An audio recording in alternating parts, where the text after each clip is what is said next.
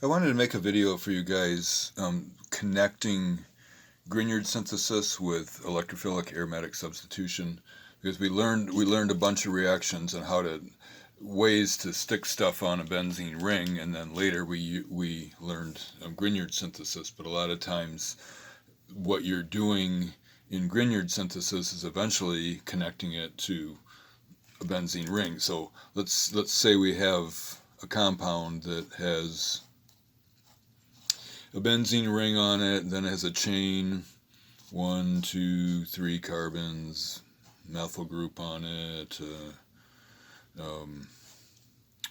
another methyl group, alcohol, something like that. So how do we, it involves a benzene ring, which would involve at some point some sort of electrophilic aromatic substitution.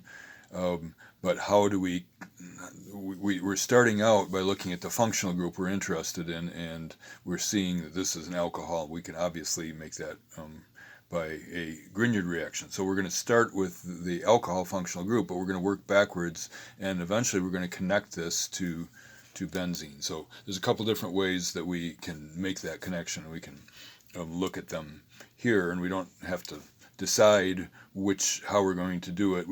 We don't need to worry about the end game here. We worry about how we're working backwards one step to begin with. So here's our alpha carbon, and these are beta carbons here. And this is also a beta carbon, so we could break off at any of those points, and just for purposes of this video, I'm going to break it off right there. So this was the carbonyl compound here, and then this was the Grignard, so the MGBr would have been attached there. So if we're working backwards, then this is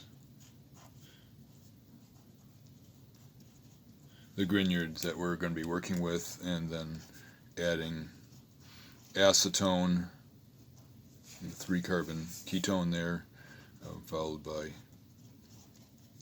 H3O. And then, of course, the next step backwards with the Grignard always is making the Grignard from the alkyl halide.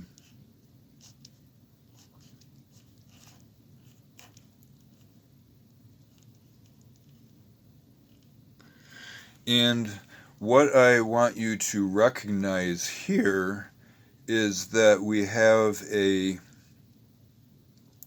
bromine that is attached to a carbon that is next to the ring, and you have a specific reaction that you have learned, which tells you, or which you can use to add a bromine onto a chain that's on a benzene ring, specifically on the alpha carbon. And so this is the perfect piece to work backwards from then. And as you recall, you add NBS, N-bromosuccinimide, and that adds a bromine only on a carbon next to the ring, and it replaces one of these hydrogens that are on the alpha carbon with the bromine. So we have ethylbenzene here, we've added NBS to it, and so then it's only one more step backwards to benzene, and we know how to add an ethyl group to a benzene. We add the chloroethane and then our catalyst. Okay, so if you're working backwards and you get to the point where you have can have a halogen on the carbon right next to the ring, then remember you can put that there by NBS, which would just leave you the alkyl group. And of course you could have done, so again, you're working backwards here, you get to this spot. Instead of adding MBS, you could just continue on like you normally would for a Grignard synthesis and say, okay, here is a group that I want to make from an alcohol, and if I make it from alcohol, then I can work backwards from there. And so here is the alcohol that I would make there, and here's the alpha carbon, and well, there's a beta carbon there, we could break off a methyl group, or here's a beta carbon here, we could break it that way. And if we broke it in this manner, then we are adding the 2-carbon aldehyde, acetaldehyde, to the Grignard, which now is the Grignard is directly attached to the benzene ring. And so we have this carbon is attached to MgBr,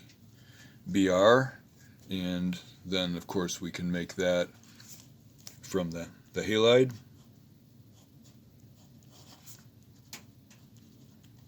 By adding magnesium, and then we know how to put a bromine on the ring by adding Br2 and iron tribromide. So here's two different pathways. I mean, we started out doing the same thing, and as we came along, we recognized here that you could add the alpha halogen here by adding NBS, and then just do Friedel-Crafts alkylation to put that part of the chain on. Or if we didn't recognize that, we still could have worked backwards to the benzene by just continuing on with our Grignard synthesis, eventually getting back to where there is a Grignard as, you know, it's phenyl Grignard is what it is, phenyl magnesium bromide. And either way works. It looks like this. From this point, it is 2 steps backwards to benzene, and from this point, writing PBr3 here. At this point, it is 1, 2, 3, 4 steps. Wait, yeah, 1, 2, 3, 4 steps. So this is way shorter. This pathway back to benzene than this pathway. But again, either one works.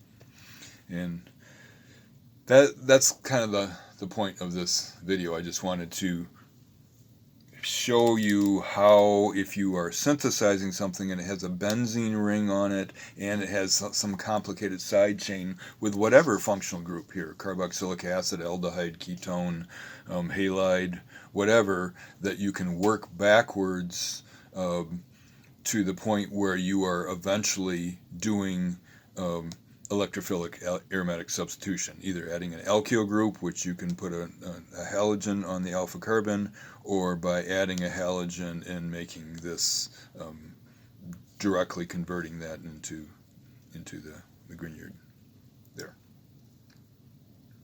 And so when you're looking at old exams, you may see some problems that are similar to this, where you would be using one of these techniques to tie you into electrophilic aromatic substitution.